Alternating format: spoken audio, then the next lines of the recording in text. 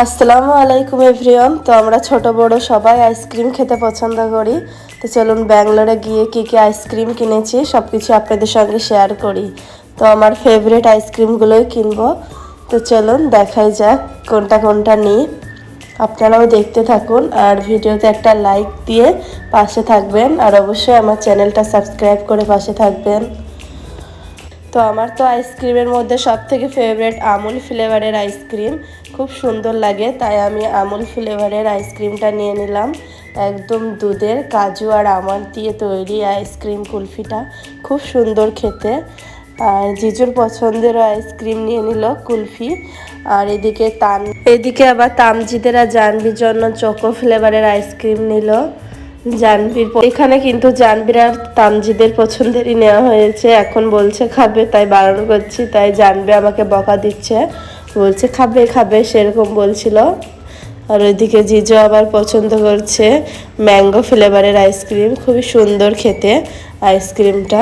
কতগুলো আইসক্রিম নিল, আমি বলছি এতগুলো নিতে হবে না, তো শুনলো না, বলছে চলো সবাই মজা করে খাওয়া হবে দুদিন।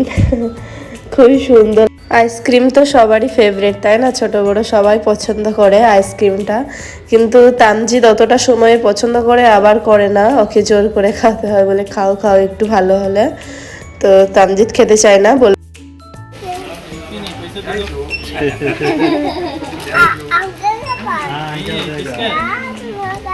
এই তো পয়সা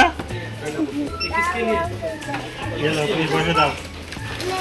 হ্যাঁ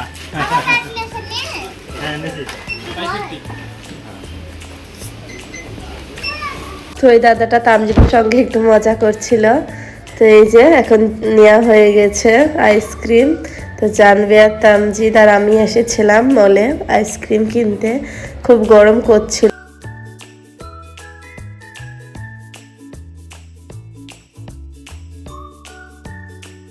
তো এখন রুমে চলে আসবো, খুব রোদ্রে বাইরে দেখতেই পাচ্ছেন। তারপর রুমে চলে আসলাম, তারপর আইসক্রিমগুলো এখন দেখছিলাম কীরকম।